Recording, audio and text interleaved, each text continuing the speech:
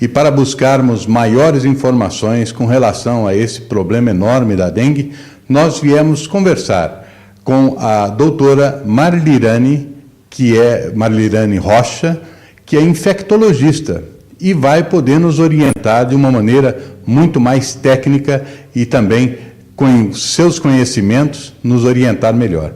Doutora, é importante perceber que nós vivemos todos assim um momento de verdadeiro pânico, né? Porque a situação se agrava a cada dia. O que a senhora pode, introdutoriamente, nos falar a respeito desse momento da dengue? Bom, a primeira coisa que é super importante é a gente sair desse estado de pânico. O estado de pânico, ele não auxilia em nada, ele dificulta o atendimento nos serviços de saúde e não faz com que a gente deixe de ter dengue. Quando eu digo não tenham pânico, o número de casos está grande, esse número é esperado que ainda possa crescer, mas não significa que todo mundo vai ter a forma grave da doença, que vai ter a dengue hemorrágica. Um bom número desses indivíduos vão ter a forma simples, clássica, que pode ter um desconforto físico, desde quase nada, um leve mal-estar e febre, ou quadros um pouco mais intensos, acompanhado de dor no corpo bastante importante, de diarreia, das manchas pelo corpo, de coceira, mas não significa que vai ter a forma grave da doença, que é aquela chamada dengue hemorrágica, com o risco de maior mortalidade. Se eu me sinto mal com um problema, esses sintomas que todo mundo tem divulgado bastante, quais os primeiros passos? Quais as primeiras ações? Como todas as infecções virais, é essencial que a população se conscientize que, independente de ser dengue, gripe, que nós estamos chegando na época muito próxima das viroses respiratórias, assim como no verão nós tivemos as viroses entéricas que dão diarreia, então nem toda diarreia é dengue. O essencial é começar a sua hidratação. Quando nós falamos em hidratação, nós temos que lembrar que um indivíduo adulto, que não tenha nenhuma outra doença importante, que não seja um cardiopata, por exemplo, ele precisa de 2.000 ml de líquido, né? Ou seja, ele deve tomar 2 litros de água por dia.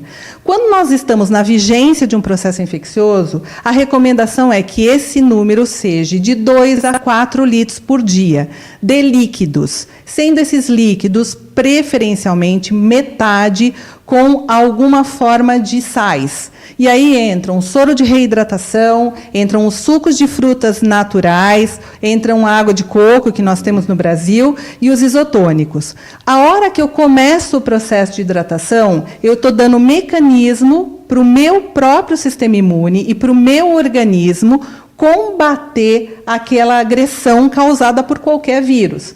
Então, eu não tenho medicamento específico para tratar vírus. Diferente das infecções bacterianas, que a gente tem os antibióticos, isso. Então, a gente precisa que o nosso organismo, através do nosso sistema imune, dê conta do recado. E, para isso, eu tenho que dar combustível para ele. Eu tenho que dar matéria-prima para ele poder fazer essa defesa. Por isso que a gente fala, comece se hidratando bem. Na maior parte das vezes, isso resolve o problema. A pessoa vai ter um grande conforto, vai se sentir muito melhor, vai tirar aquela sensação de ressaca que ela fica na vigência de um processo infeccioso e ela vai ficar bem. Claro que, se houver persistência ou piora das manifestações clínicas, ela deve, sim, procurar o serviço de saúde, assim como aqueles pacientes que têm alguma doença grave, diabéticos dependentes de insulina, pacientes cardiopatas, imunodeprimidos, idosos muito velhinhos ou crianças muito pequenas, são situações especiais que o acompanhamento médico é sempre necessário. Medicamentos? Medicamentos, como sempre, a gente deve somente tomar antitérmico se febre. O que é isso? Remédio para baixar a febre. E o que é antitérmico? É dipirona, medicamentos à base de dipirona, ou de paracetamol. Claro que com dengue e algumas outras viroses, isso é importante, nós devemos evitar o consumo de qualquer medicamento que contenha ácido acetil salicílico, e é necessário que a população preste atenção, porque muitas vezes ela toma compostos medicamentosos que contêm ácido acetil salicílico, assim como o uso de anti-inflamatório. O uso de anti-inflamatório ele é um problema grave porque ele mascara a situação e ele pode complicar. Então, só vai tomar Cefebre ou medicamentos que contenham dipirona ou paracetamol. Durante um período de tempo, principalmente há uns 15 dias atrás, veiculou-se na internet uma dúvida muito grande com relação ao paracetamol, pelo ataque que ele promove ao fígado. Procede? O ataque do paracetamol ao fígado ele só acontece se eu tomar uma super overdose. Nós estamos falando de eu pegar um frasquinho de 750 miligramas cada comprimido e tomar o frasco inteiro de uma vez. Sim. Então, na dose recomendada, a cada 6 horas, ou seja, 4 tomadas no dia, em doses compatíveis com o peso da pessoa, isso não tem risco nenhum, tá certo? Então, isso é importante. Por outro lado, eu acho que o mais essencial a gente falar do que só a manifestação clínica da dengue é a prevenção. A prevenção ela é muito importante, ou seja, e a prevenção ela depende do poder público, nas campanhas de conscientização, de educação, mas ela depende do desenvolvimento da cidadania. E a cidadania, cada um tem a sua. Então, ou seja, nós temos que ser cidadãos. Eu tenho que cuidar da frente da minha casa, do interior da minha casa, do meu quarteirão, do jardim próximo à minha casa, porque enquanto nós não tivermos essa ação de cidadãos, a gente vai continuar deixando um pacotinho de salgadinho, garrafa PET, lata de refrigerante, e isso tudo é fator de criadouro, né? A gente não está limpando a frente da nossa calçada, que está cheia de areia, acumulando água, a gente não está olhando os reservatórios que a gente tem dentro de casa, e, infelizmente, o mosquito da dengue ele tem uma autonomia de voo muito grande. Então, como ele consegue voar 150 metros, nós estamos dizendo que o que eu não fizer aqui, uma área ao redor do meu ponto central vai estar correndo o risco da dengue. E aí depende de que cada pessoa se conscientize que ele é responsável também pela limpeza do ambiente que ele vive. A Câmara de Santa Gertrudes, durante todo o ano passado e também durante o início desse ano, desde o início desse ano, tem estimulado muito a população a cumprir o seu papel cidadão. Não é uma coisa que o poder público vá à sua casa 10 vezes na semana para resolver o problema da sua latinha que está juntando mosquito. Então, a atuação do poder público é importante, mas a cidadania prevalece.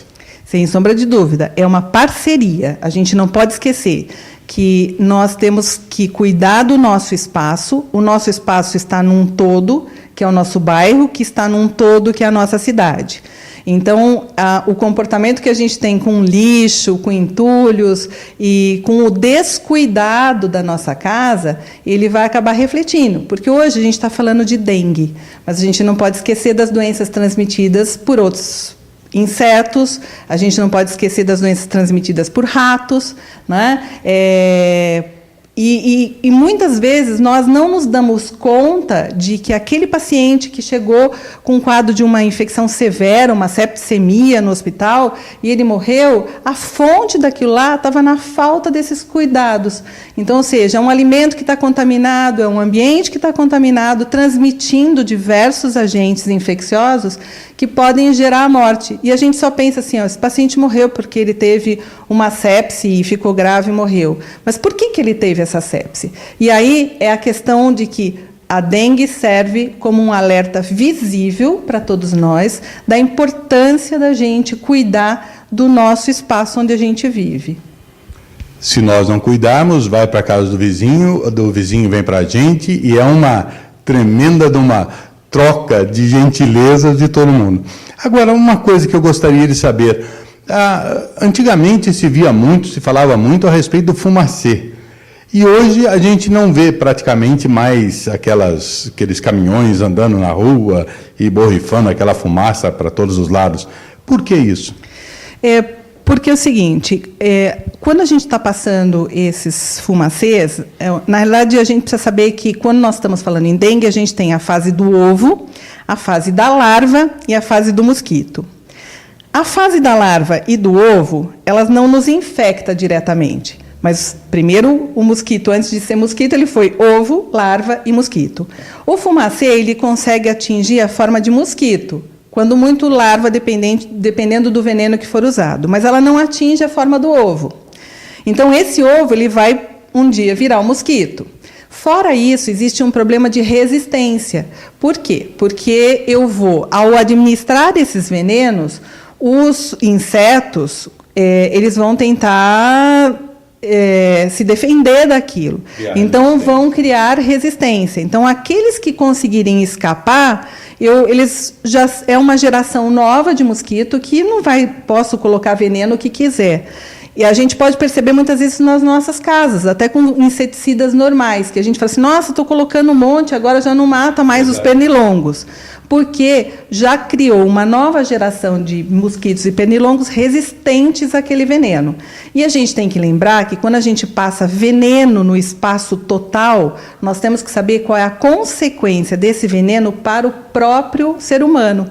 Porque eu tenho crianças, idosos, imunodeprimidos, eu tenho a população geral, eu tenho os alérgicos, e eu preciso saber se essa molécula de veneno que eu estou colocando na natureza, ela não vai acabar causando dano para mim também, que estou ali naquele mesmo espaço físico. Por isso que o grande segredo da prevenção da dengue é a erradicação de ovos. E para a erradicação de ovos, eu tenho que erradicar qualquer criadouro.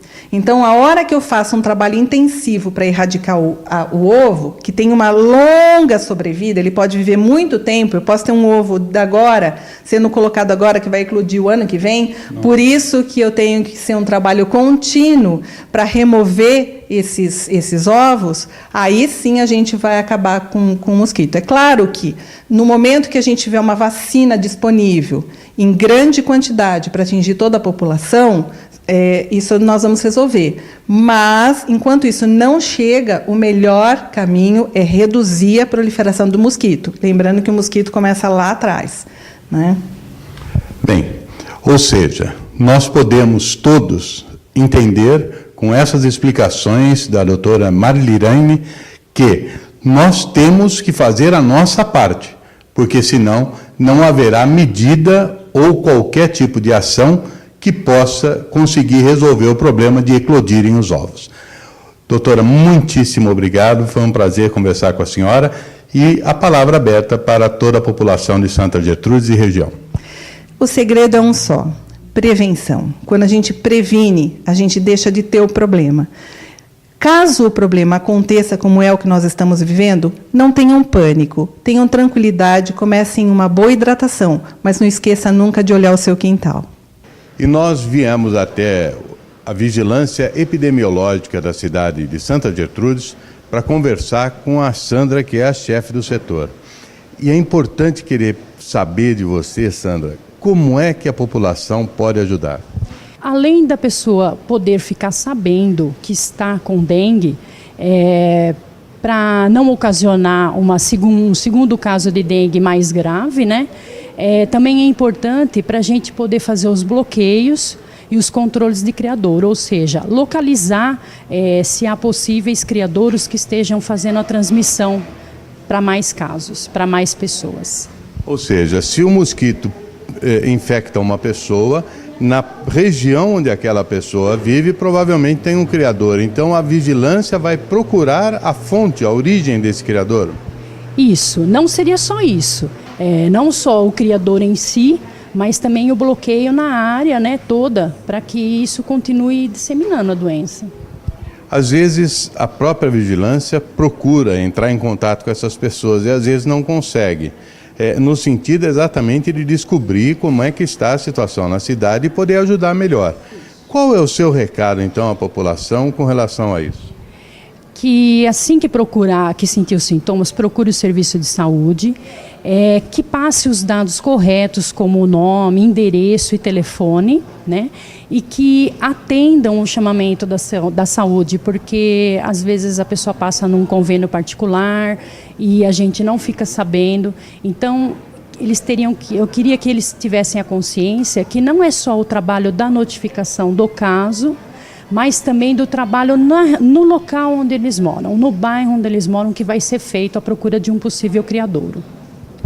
Bem, é importante frisar que há um grupo de pessoas em Santa Gertrudes, como em todos os municípios acontece, trabalhando para evitar que você, que eu, tenhamos dengue. E mesmo depois de ter, que nós tenhamos o devido acompanhamento para que outras pessoas não sejam infectadas. Então, guardem bem esse recado da Sandra, aqui da Vigilância Epidemiológica de Santa Gertrudes.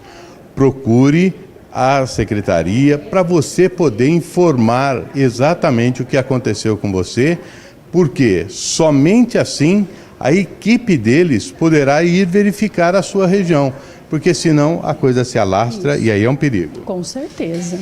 E mesmo porque não é tão difícil de se evitar dengue. Se a gente tiver meia hora por dia, fazer uma adentrada no nosso quintal, na nossa residência, e olhar com cuidado onde pode estar esse mosquito se criando, e às vezes a gente não tem noção. Um pratinho que fica lá esquecido no fundo do quintal com uma planta, uma simples tampinha de garrafa é o suficiente para acumular água. Qualquer coisa que acumule água é suficiente para ele depositar os ovos e se criar. E não adianta, porque não existe poder público que possa cuidar como a população consegue. Se cada um de nós tomar essa consciência, o resultado será muito mais positivo. Muito obrigado, viu, Sandra? Obrigado a você. E nunca esquecer que o trabalho tem que ser conjunto. Conjunto. É verdade. E constante. Constante, principalmente. Tá bom. Muito obrigado. Nós estivemos aqui, a Câmara Municipal de Santa Gertrudes, na vigilância epidemiológica da cidade.